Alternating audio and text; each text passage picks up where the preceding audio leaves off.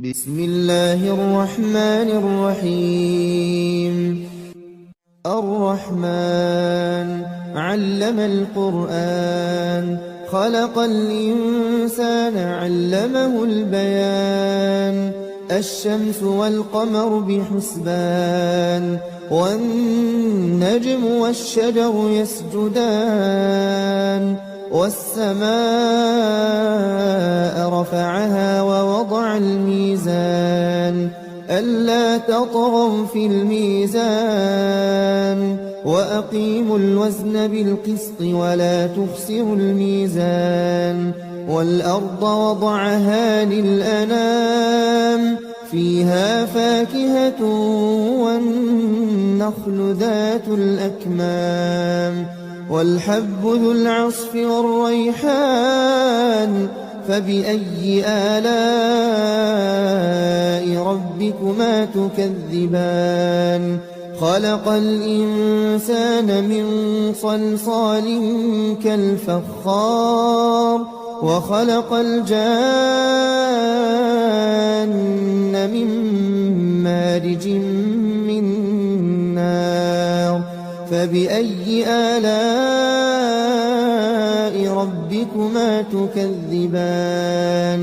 رب المشرقين ورب المغربين، فبأي آلاء ربكما تكذبان. مرج البحرين يلتقيان، بينهما برزخ لا يبغيان. فبأي آلاء ربكما تكذبان. يخرج منهما اللؤلؤ والمرجان، فبأي آلاء ربكما تكذبان.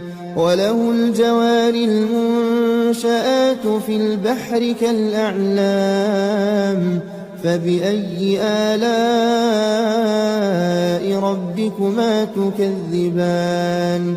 كل من عليها فان، ويبقى وجه ربك ذو الجلال والإكرام. فبأي آلاء ربكما تكذبان.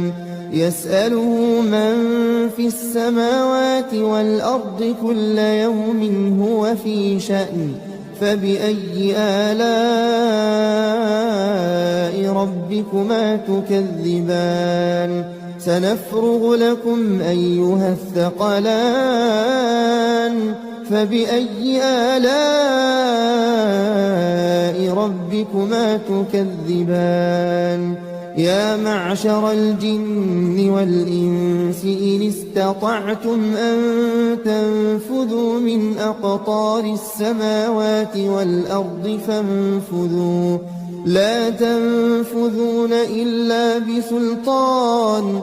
فبأي آلاء ربكما تكذبان. يرسل عليكما شواظ من نار ونحاس فلا تنتصران. فبأي آلاء ربكما تكذبان. فإذا انشقت السماء فكانت وردة كالدهان. فبأي آلاء ربكما تكذبان.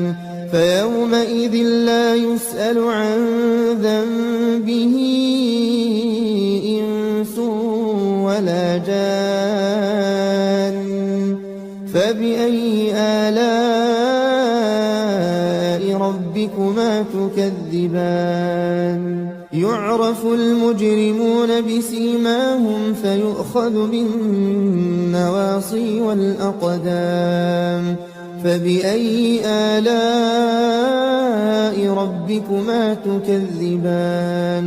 هذه جهنم التي يكذب بها المجرمون، يطوفون بينها وبين حميم آن.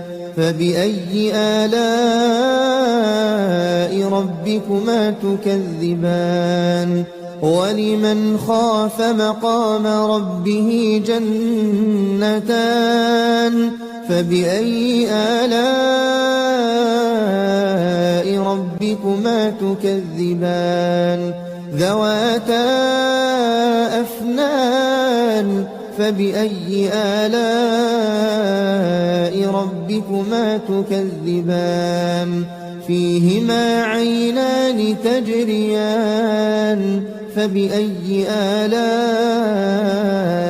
ربكما تكذبان فيهما من كل فاكهة زوجان فبأي آلاء ربكما تكذبان متكئين على فرش بطائنها من استبرق وجنى الجنتين دان فبأي آلاء ربكما تكذبان فيهن قاصرات الطرف لم يطمثهن إنس قبلهم ولا جان فبأي آلاء ربكما تكذبان كأنهن الياقوت والمرجان فبأي آلاء ربكما تكذبان هل جزاء الإحسان إلا الإحسان فبأي آلاء ربكما تكذبان ومن دونهما جنتان فبأي آلاء ربكما تكذبان مدهامتان فبأي آلاء ربكما تكذبان فيهما عينان نضاختان فبأي آلاء ربكما تكذبان فيهما فاكهة ونخل ورمان فبأي آلاء ربكما تكذبان فيهن خيرات حسان فبأي آلاء ربكما تكذبان حور مقصورات في الخيام فبأي آلاء ربكما تكذبان لم يطمثهن إنس قبلهم ولا جان فبأي آلاء ربكما تكذبان متكئين على رفرف خضر وعبقري حسان فبأي آلاء ربكما تكذبان تبارك اسم ربك ذي الجلال والإكرام